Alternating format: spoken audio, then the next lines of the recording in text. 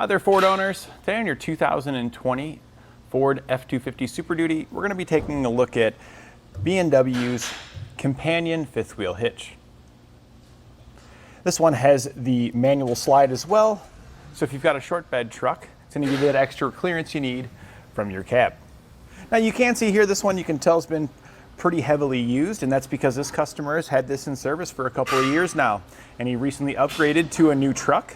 And since this is designed to drop right into Ford trucks with a factory fifth wheel prep package, when he got his new one here, he was able to take it out and just slide it right into his new truck. So you can see here that this is a lifetime investment that's going to give you plenty of service, and even as you upgrade your components around you, it still has a place. And here you can see where it drops right down into that factory puck system and secures into place with the lever here. The pin here holds it in the locked position, so that way it can't come out of there. When you're ready to take it out, if you need to use your full truck bed, you can remove your pin, undo your latches, and just lift it out of here. I do recommend, though, that you have probably 2 or 3 extra friends with you to help you get this out of here, because this whole assembly is pretty heavy.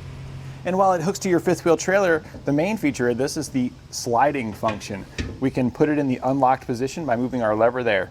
And when we're hooked to our trailer, when we go to take off, the truck's going to go forward, but this is going to slide back hooked to our trailer, giving us additional distance between the cab of our truck and our trailer. And you can see there it slides very easily.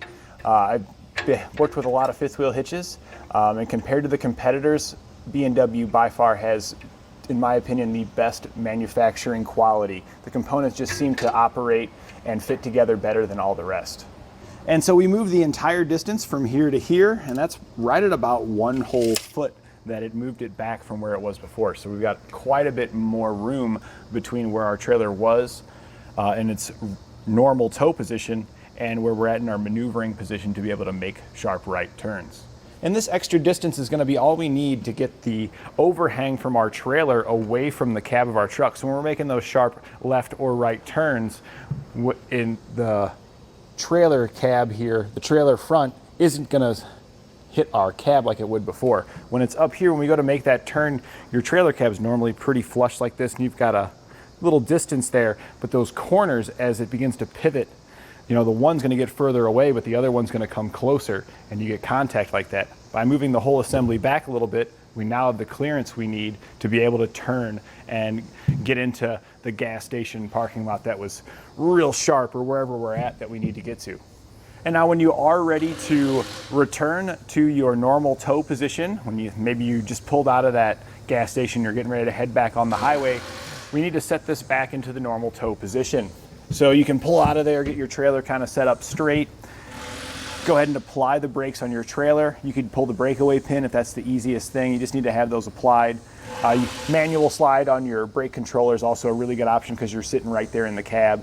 Then just put your vehicle in reverse, and as you back up, you do need to make sure that you have it in the unlock position as well. Typically when it pushes back and it hits that maneuvering position, it locks in, so don't forget to hop out and do that as well. And then just back your truck up, and the brakes will hold your trailer in place, and that'll, as the truck goes back, it's going to slide this up and then lock back into position. It's always good practice to go out and make sure that it did drop down into the locked position. Normally you can hear it and kind of look out the back window and see the lever, but just double check yourself to make sure. And I really like the smoothness of the release handle here on the B&W. Some of those you're kind of fighting and pulling and they just don't feel very good. This one here, the pin, you just pull it out of there and super smooth action opens up your jaws. And now we're in the open position, so we could back up to hook to our trailer, or if we were maybe unhooking from our trailer, we can pull it to release it, pull away, whichever we need to do. Once you back into your trailer, it goes in there. In most cases, your pin is going to push in on there, squeeze the jaws, and then that's going to bring our handle back and lock it in place.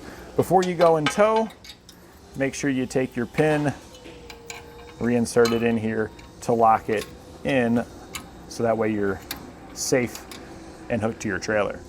Now earlier we said if you're going to take this out of your truck, you probably want to get a couple of guys, and that's if you're pulling the whole thing out of here as a full assembly. You can cut down on the weight though by taking the head off, and B&W has once again made this super easy. Some of the competitors out there, they usually use similar pin style setups like this, but they just don't come apart like the B&W. Once you pull these pins out, they're chained in, so you can't lose them. And then this lever here and this lever here, we just pull up on these. And that'll release and let this pull right off of there. It's a little bit heavier than I expected, but that's probably because it's been on here for a while, had a little bit of dirt in there, but it still came off pretty darn easily. I've had some of the other ones before where I had to get another guy on the other side pulling up just to get this off, but not with these B&Ws. It's always a one-man job. And if we look at the bottom of our head here, we can also pop that off so we can service that grease fitting. You can probably reach it underneath as well, but it comes off so easily, you can more easily access it there. Maybe clean up any dirt and debris and stuff you've got in there. Depending on the areas you've been driving through, you could have a lot of gunk in there you might want to get out. With this hitch here, you are going to have 5,000 pounds of pin weight, and that's the force going straight down, and 20,000 pounds of gross towing capacity, which is how much you can pull behind it. So you've got plenty of trailer that you can pull with this bad boy here. It's going to make a great combination with your F-250. As far as the assembly goes, this guy's pretty easy. The base here is going to come on a pallet, so you can just drop it right in, and then at that point it's just assembling the risers here, because this is where you'll adjust the height of your hitch. You've got your adjustments. The holes are actually in here. You have multiple holes in your base, and then you've got 4 bolts that hold each one on, and you can raise or lower that. You can also use these to slightly adjust the fifth wheel head a little bit closer or further away from the cab. In the current setup here, this angle's a little bit straighter up and this one's more angled, so that positions the head a little bit further away.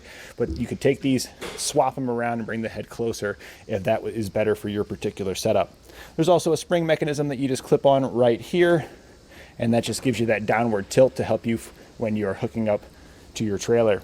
After you've got these arms on though, and you've set that into your puck system, that head assembly that comes off just drops right into place.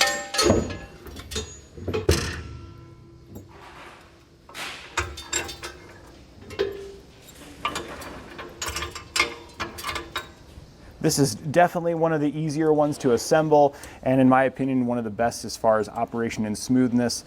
It's really a gem to work with. I just got done putting a Kurt hitch together, and it was a little frustrating. It all worked, but it just didn't fit together as nicely and as smoothly as I had liked.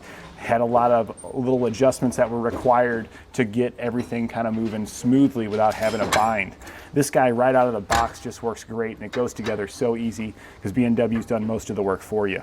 And you can see the wear and tear on this one and how easily it moved. So this has been in service for quite a while, and it's still super smooth, smoother than many out there when they're brand new.